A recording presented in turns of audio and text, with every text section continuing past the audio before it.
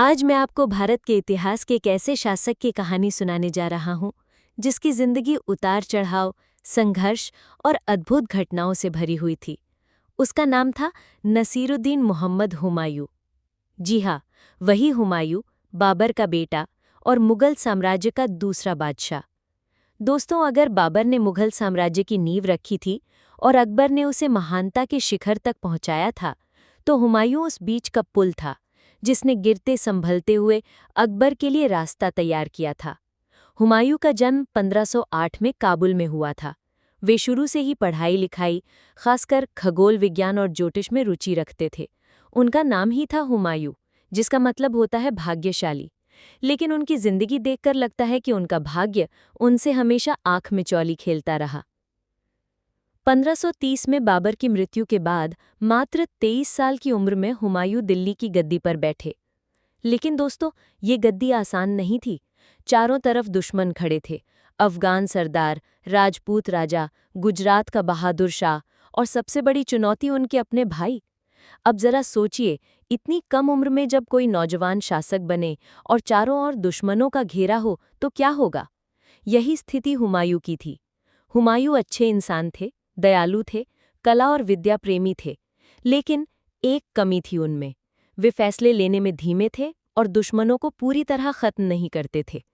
राजनीति और युद्ध में ये कमजोरी भारी पड़ जाती है।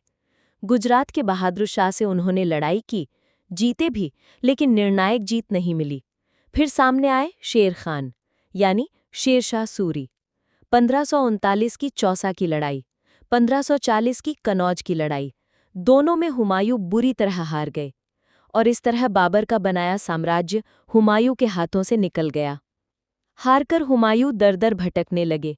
सिंध पहुंचे, फिर राजस्थान में शरण मांगी और आखिरकार पहुंचे फारस यानी ईरान। वहां शाह तहामस्प ने उनका स्वागत किया और मदद भी दी। उसी समय 1542 में उनका बेटा अकबर पैदा हुआ। सोचिए दोस्तों, पिता अपना साम्राज्य खोकर दर-दर भटक रहा था और उसी समय भविष्य का सबसे महान सम्राट जन्म ले रहा था। फारस की मदद से हुमायूं ने फिर ताकत जुटाई, कंधार और काबुल पर कब्जा किया और मौका मिला 1545 में, जब शेर शाह की मृत्यु हो गई। सूरी वंश आपसी झगड़ों में फंस गया और हुमायूं धीरे धीरे भारत लौट आए। आखिरकार 1555 में, करीब 15 साल बाद, उन्होंने दिल्ली और आगरा पर कब्जा कर लिया। दोस्तों, ये उनकी सबसे बड़ी जीत थी। गिरकर उठना आसान नहीं होता, लेकिन हुमायूं ने ये कर दिखाया। लेकिन किस्मत फिर भी उनके साथ नहीं थी।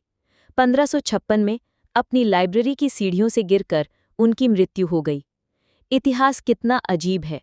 जो बादशाह युद्धों में हार जीत झेल गया, निर्वासन झेल गया, वो एक साधारण सी सीढ़ी से गिरकर दुनिया से चला गया। अब सवाल उठता है, हुमायूं कैसे शासक थे? क्या वे अच्छे थे या बुरे? दोस्तों, वे अच्छे इंसान जरूर थे, दयालु, विद्या प्रेमी, लेकिन एक सख्त और निर्णायक शासक नहीं थे। उनकी हार से हमें शेर शाह मिला और उनकी वापसी से हमें अकबर मिला।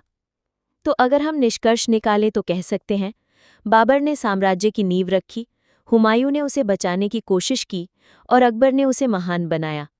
प्रिय मित्रों, हुमायूं की कहानी हमें ये सिखाती है कि हार अंत नहीं होती, बल्कि वो एक नई शुरुआत का अवसर होती है। एक राजा गिरकर भी उठ सकता है और एक इंसान असफल होकर भी सफल हो सकता है। यही संदेश हुमायूं की जिंदगी हमें देती है।